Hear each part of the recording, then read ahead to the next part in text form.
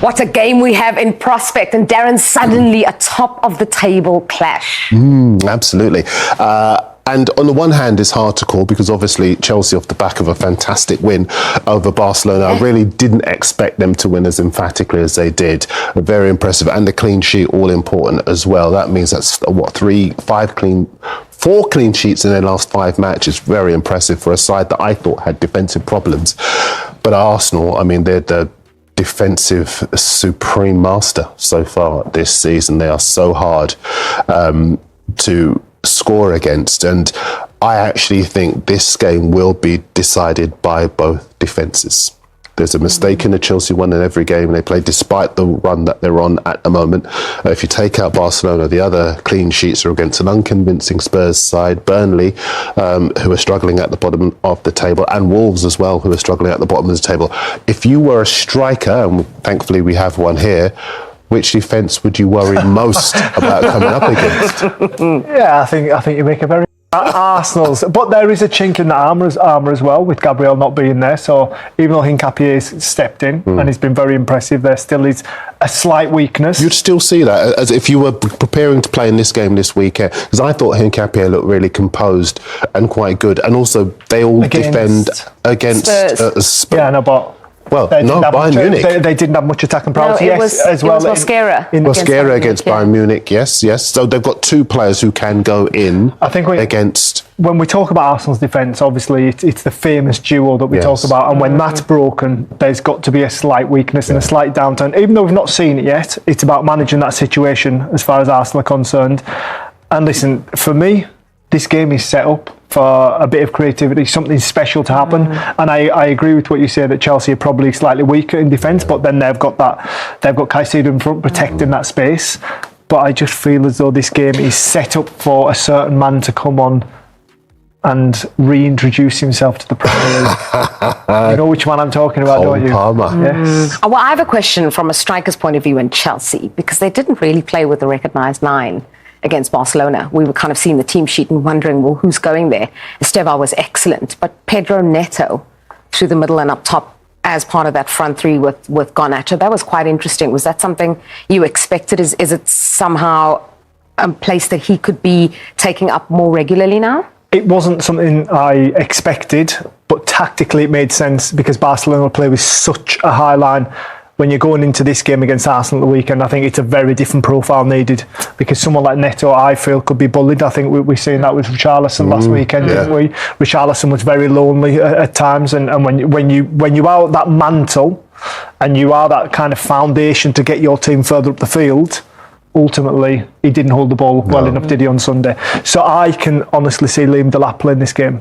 A bit of physical presence just to kind of release that pressure, because no doubt Arsenal are going to play well and dominate the game at stages, so you need someone to go along to, and for me that man's Delap. So you think that he's the sort of player, like, you want him to have his back to goal, take the ball on his chest, keep the ball, retain, so that if you've got players running off him, then you can get people out, and because obviously, like I said, Arsenal are going to be in the ascendancy at times, and with their creative players, they're going to be dominant. They're going to pin you in, and sometimes you just need a release valve, and hopefully for Chelsea, that can be Delap. And when you hold that ball up, then you can get Neto with you, João Pedro with you, or whoever he decides to play. Obviously, you've got options, and when they're going forward, they're really exciting. Yeah.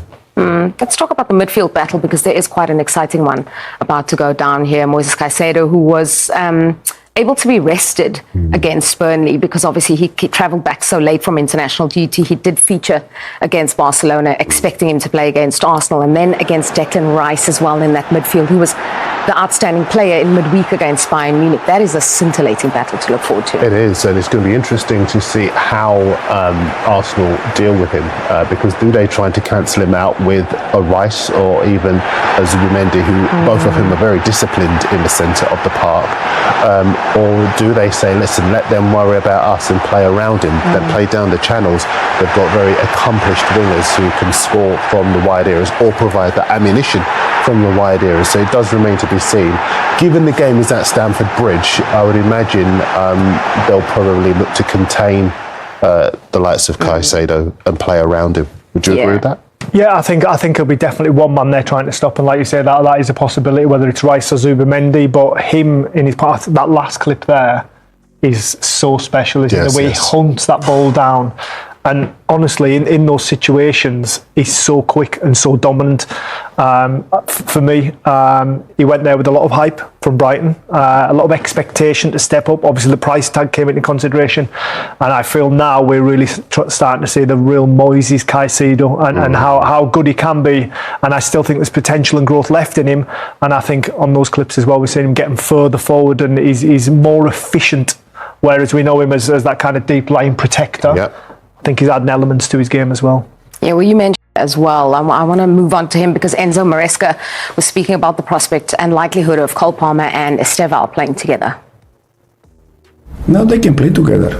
They can play together. Depends, against which team. Depends a little bit the game plan. But for sure, they are excited. The fans, they are excited to watch both together. We also are excited, thinking that at the end we need always, balance between the two faces. Yeah, there was a funny moment at Stamford Bridge. Cole Palmer was, obviously, they showed him, he was sitting on the bench there. And then when Cucurella was given player of the match, Palmer was standing pitchside and was like, how did you win this? Because I think a lot of people thought Estevao was the outstanding player. Very, very exciting prospect. And I think exciting for a lot of people that he chose to come to the Premier League. Yeah, super exciting. Listen, I covered Brazil in the international break as well, and I saw him there, and he is their next big star. There's a lot of hope on his shoulders going into the next World Cup, and that comes from his time at Chelsea, what he produces in the Premier League, and it's there for Carlo Ancelotti to see. And for me, yeah, as an ex-forward player, when Maresca's asked that question, I think it could be beautiful watching those two together. I think it'd be a wow.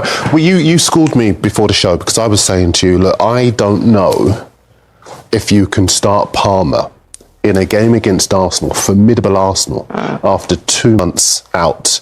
And you told me a really interesting story. Yes, I did, yeah. So I was recovering from an ACL injury. I've been out for 10 months, and Tony Pulis thought it'd be a really good idea to start me in my first Premier League game against Manchester United. And their partnership at the back then was Vidic and Ferdinand. So it was a rather long afternoon, to be honest. Get a kick. Wow, how did that go? How did that go for you? Well, I try and forget about it, to be honest, Julie. Okay, yeah, sorry. I know I didn't score, we didn't win, but I can't remember what score the game was. But the interesting thing is, I actually agree with Glenn. I think it's a big ask to start Cole Palmer from the start. And I think in English football culture, what we like to do is, if there are really good players, we want to shoehorn them all into the same side. But I think the system that beat Barcelona, and bear in mind, Barcelona's form fantastic so far this season. They're in a 2-horse race with Real Madrid for the Spanish title. The attacking trident of Rafinha and Lewandowski and Lamine Yamal, and Chelsea kept them quiet. Yeah. I think the system they've got so far works, and maybe we could see Palmer in the 65th, 70th minute. He's coming back from injury. You have to be fair to him and not expect too much too soon. Estevao, or Estevao, some people are calling him, he's more than capable of minding the store by himself, I think. Yeah. Estevao, if anyone forgot that you're a print headline man, there's the proof. It's in the pudding. Estevao. I'm available for bar mitzvahs and weddings as well. Just make sure it's on silent for now, because it's going to be ringing off the hook worldwide. Okay, speaking of players coming back from injury, very similar situation at Arsenal, because Eberechi Eze was sensational in that North London derby, which I won't remind you of your predictions. Actually, we've clipped that up. No, I'm kidding. Eberechi Eze was amazing, scored that hat-trick, but now there is an opportunity for Martin Odegaard to start. What do you do if you make a Eze or Eberechi easy? As lots of people been saying. Why would you drop someone who has had such an outstanding impact on the team, on the fan base, on the momentum that Arsenal are trying to generate?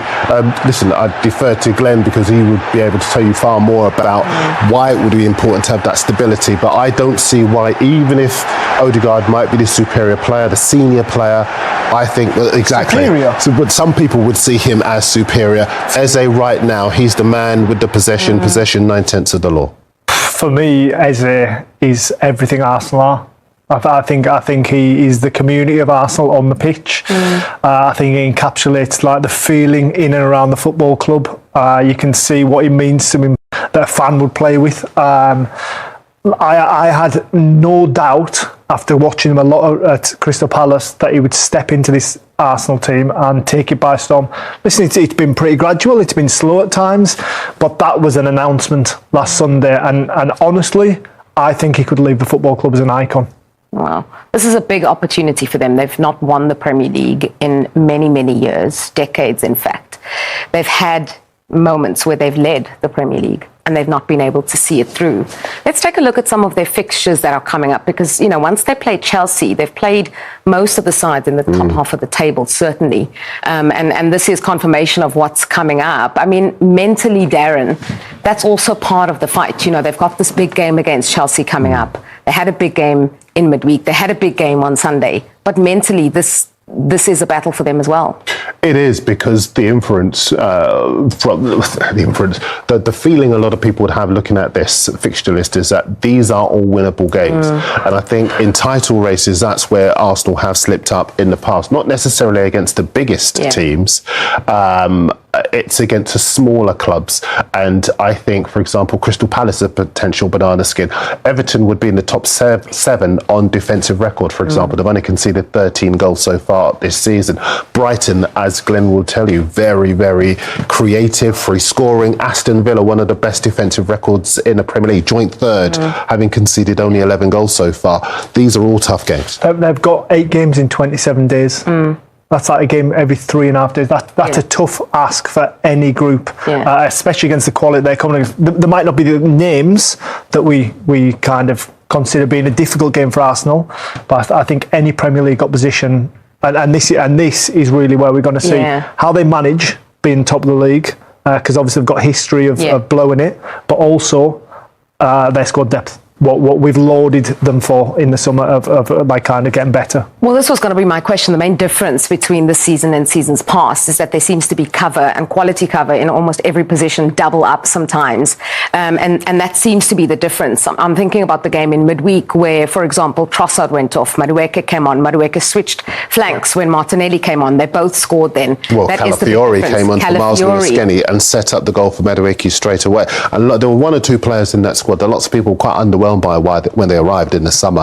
And then suddenly there was that terrific vindication of the policy, the transfer policy, when in the Liverpool game, Saliba wasn't available and Mosquera came and was outstanding. Havertz wasn't available, but Eze was able to play.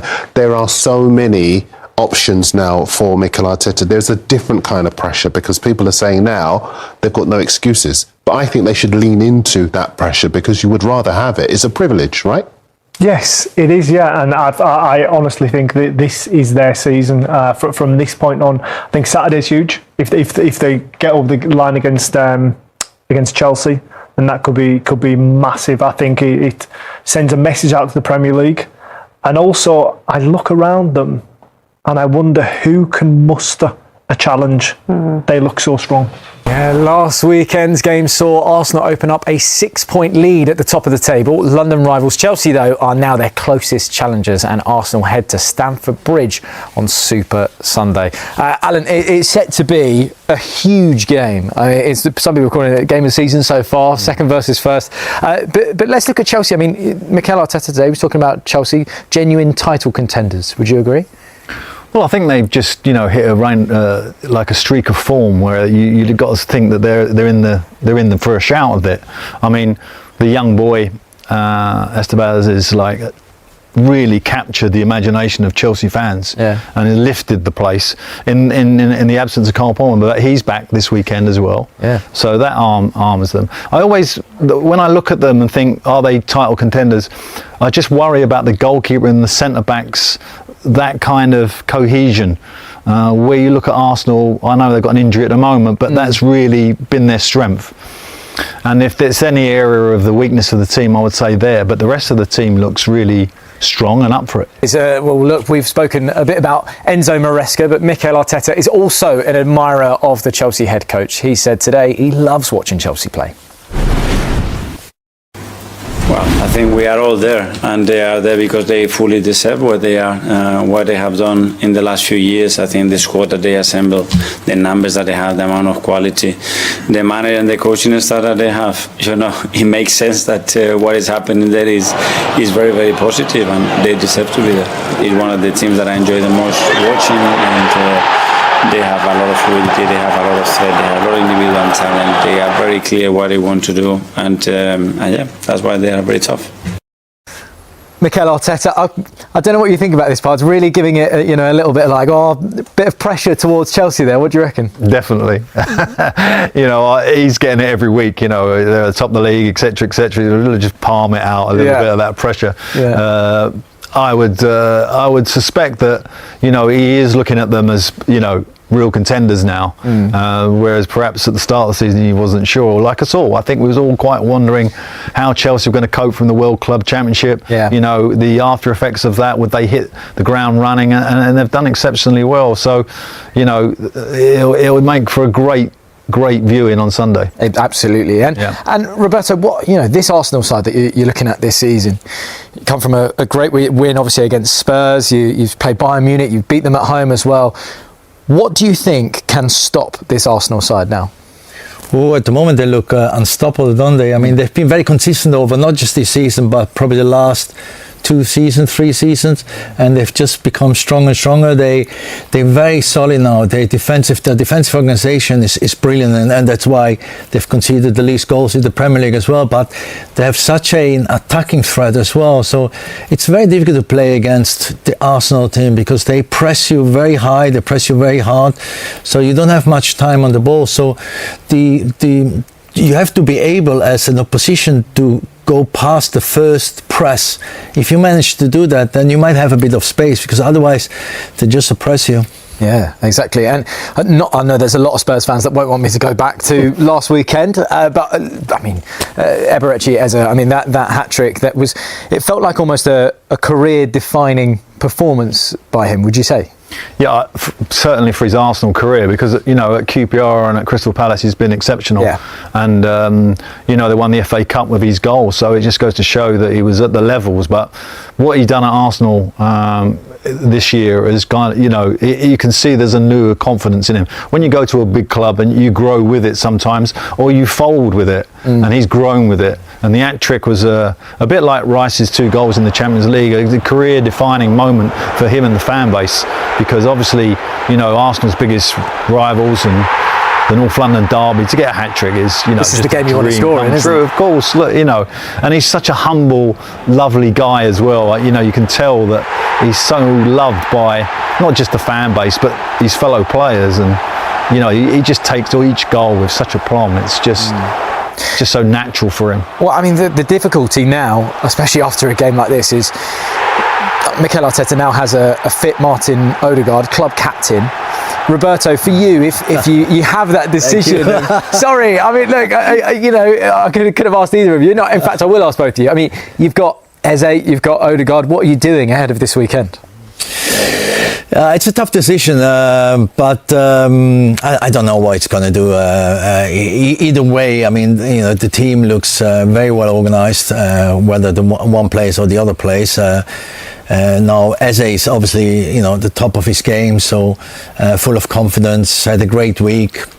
You might consider that he's played 2 games in a short period of time, so might bring in some fresh legs for Sunday, but that's really down to the manager, how he sees them on a daily basis on the training ground, and then make a decision about it. How much of a headache is that as a manager, Alan, to have a player that is pushing your captain in that position? Well, most football managers have a lose-lose situation with the centre-back, and the other centre-back's not, just as bad as the one that's come out. This is a win-win, you know what I mean? He can't lose, so whoever he puts on the bench is a massive asset to have that coming off the bench. I would suspect that he would keep Eze in the team, because my natural reaction would be to play players in form. I mean, obviously, he's so high in his own emotion at the moment of getting a hat-trick that I would start with him. That's it. As you mentioned, Cole Palmer is fit to start against Arsenal after overcoming a toe injury, albeit a strange one. A key factor in the game will be in midfield, though, where two of the league's best players, Declan Rice and Moises Caicedo, go head-to-head. And Maresca said today he always knew Rice would get to the very top after working with him earlier in his career. I just heard you asked in your press conference about Rice, Caicedo, and there was a bit of chat during the week that being a bit of a throwback to the old, I know it's Man United, but the old Keane Vieira battles. Do you see that Rice, Caicedo being a big part of what decides Sunday? Yeah, I see them. Yes, but I see them two fantastic players, two fantastic midfielders. In this moment, and Declan is playing a little bit more in front as attacking midfielder. We use Moy in different way, but both they are top players, fantastic player. Do you think it's a valid comparison? People will talk Rice v Caicedo, or do you see them being quite different in profile? No, they are. As I said, Declan is playing like attacking midfielder a little bit in this moment. Mo is playing more defensive midfielder, but both they are very good players. But especially both because I had Declan when I was at West Ham and I was there as assistant coach. So both they are good person, good guy, humble both, and it's nice to work with them. Of course, I forgot that with West Ham. So when you saw him as a younger player, when you were at West Ham, what potential did you think he had there? You can see immediately. It's very easy when you see a profile like Declan to understand that he's going to be a top player. It was easy, wasn't it? You could see it straight away. Yeah, you can see. He was playing central defender in that time with second team, and he started to play as a midfielder with Pellegrini at West Ham. But for sure, you can see that he was very good player. Did you think he'd become, like you said, he played a bit centre back then. I think a lot of people thought he might go into midfield and then end up playing as more of a defender. Did you expect he'd play the kind of advanced role that we see him play now? Did you expect to do that? It's just evolution from Mikel, from him. I think again, Declan is a fantastic player. He's good defending, he's good offensively. So it's in both phases. He's very good. I remember it would have been around this time last year. Your team were going well, but you said essentially we're not ready yet. Are you ready now? I think we are better than last season, for sure, no doubt. And the reason why is because we spent one more year together. Where we are in this moment, to be honest, I don't know. What I know is that we go in the right direction, and we are competing every game against any team.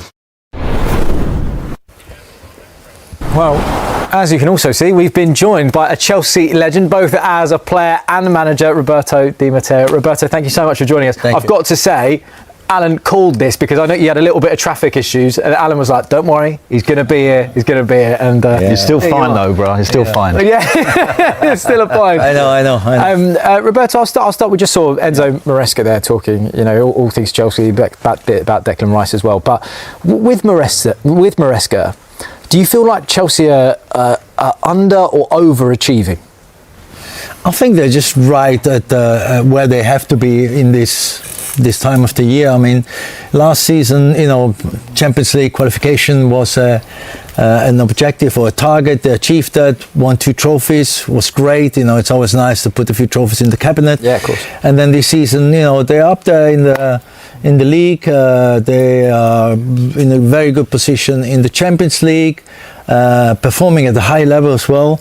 There's just a little bit of still inconsistency there, maybe in one or two games, but all in all, I think they are doing very, very well. It's a weird one because you mentioned those inconsistencies every now and again, but sometimes it feels like the fans haven't fully embraced him yet. Do you know what I mean, Alan? Well, the one thing I would say is that he's been really solid with the players. There's not really any kind of noises coming out of there, and the ball, more importantly for him. Yeah. He seems to be juggling a lot of things there because the squad is huge, a lot of young players. He's done exceptionally well, in my opinion, and the team is gelling nicely. The performance in the week was terrific, and they'll take that into Arsenal.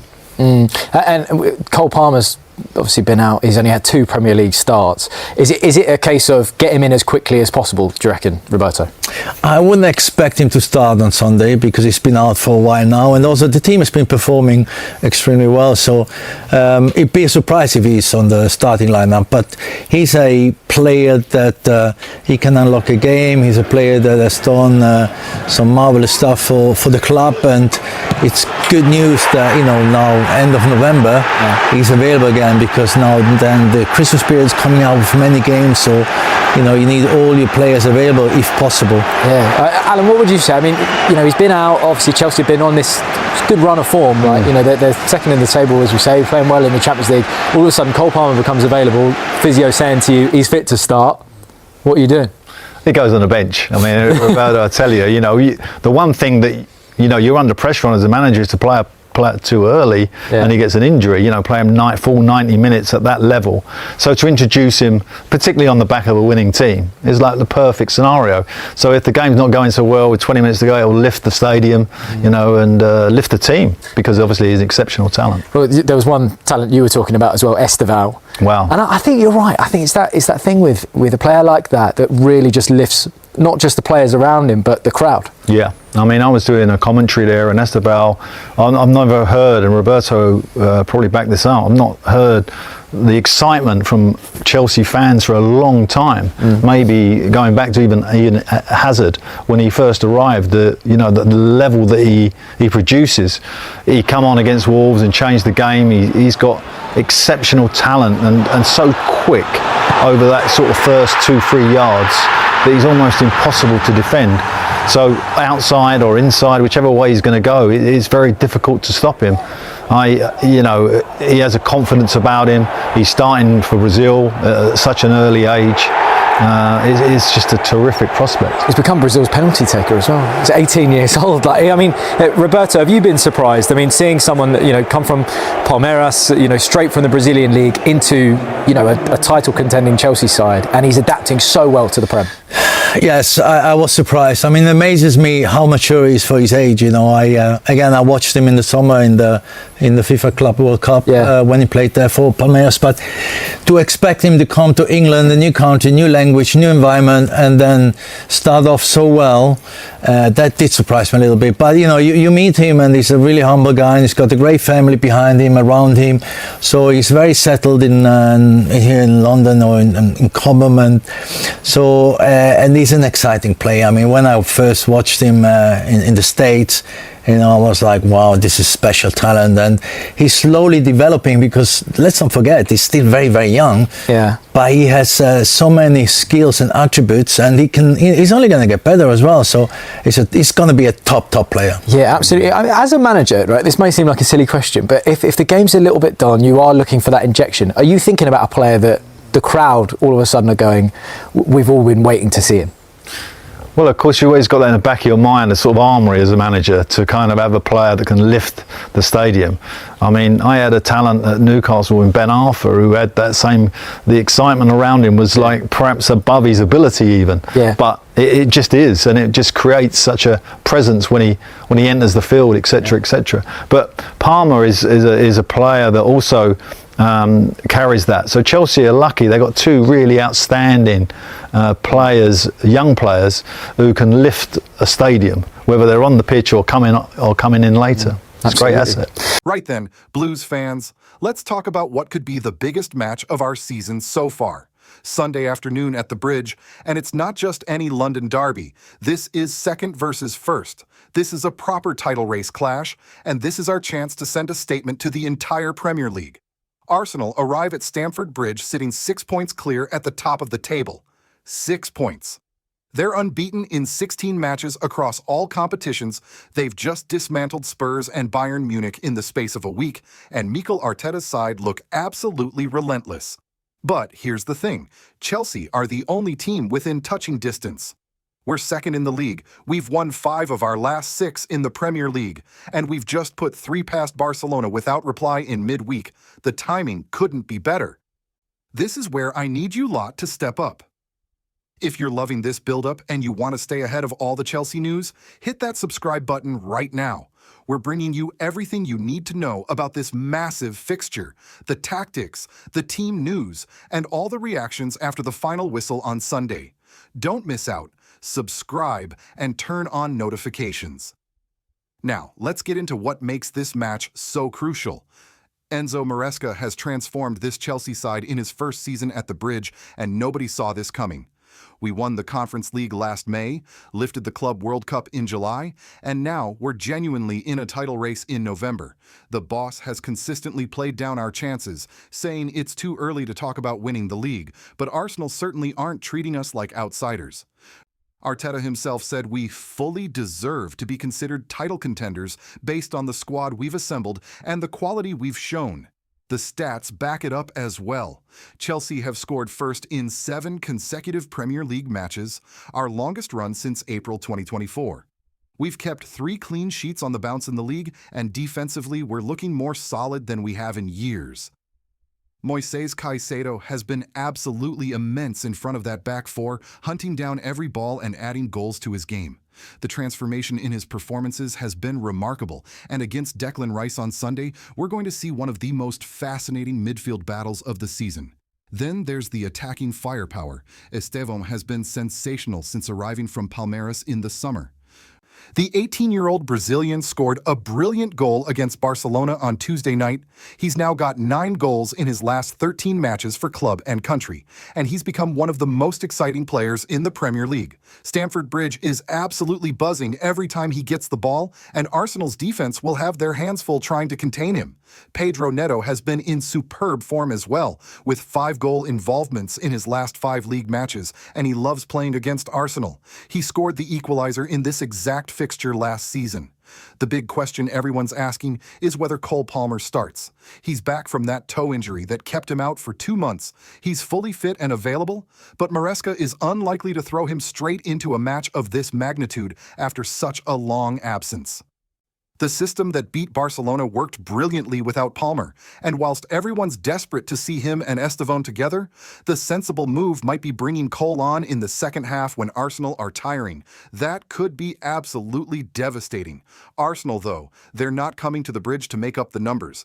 They haven't lost to us since August 2021. Arteta has never been beaten at Stamford Bridge as Arsenal manager, and they've won 6 of their last 7 matches. Their defensive record is the best in the league. They're creating chances for fun, and players like Bukayo Saka, Eberechi Eze, and Gabriel Martinelli are all in brilliant form. Eze grabbed a hat-trick against Spurs last weekend and assisted Martinelli's winner against Bayern. He's absolutely flying right now. But here's what gives me confidence. This Chelsea team doesn't fear anyone. We've beaten Liverpool at the Bridge this season, we've taken apart Barcelona in the Champions League, and this young squad is growing in belief with every passing week. The atmosphere on Sunday is going to be electric, the players know what's at stake, and a win would cut that gap to just 3 points. Suddenly, this title race would be properly on. Maresca's been brilliant at managing expectations whilst quietly building something special. He talks about balance, about the right game plan for each opponent, and about this squad still having plenty of room to grow. But make no mistake, Sunday is about making a statement. It's about showing Arsenal, showing the rest of the Premier League, and showing ourselves that Chelsea are back where we belong, challenging for the biggest trophies. The tactical battle will be fascinating as well. Arsenal will look to dominate possession, press high up the pitch, and use their set-piece threat. They've been scoring goals from corners and free kicks all season. Chelsea will need to be disciplined, compact, and ready to hit them on the break with our pace in wide areas. Caicedo's role will be absolutely crucial in breaking up their attacks and launching our counter-attacks. Sunday afternoon, Stamford Bridge, 2nd versus 1st. This is what football is all about. This is why we love this club. Arsenal might arrive as favourites, they might have the better recent record in this fixture, but this feels different. This Chelsea team has something special brewing, the momentum is with us, and the Bridge will be absolutely rocking. Come on, Chelsea, let's show the world what we're made of. Let's close that gap. Let's make this title race even more interesting. It's time to deliver on the big stage, and there's no bigger stage than Sunday's showdown with Arsenal. Up the Chels.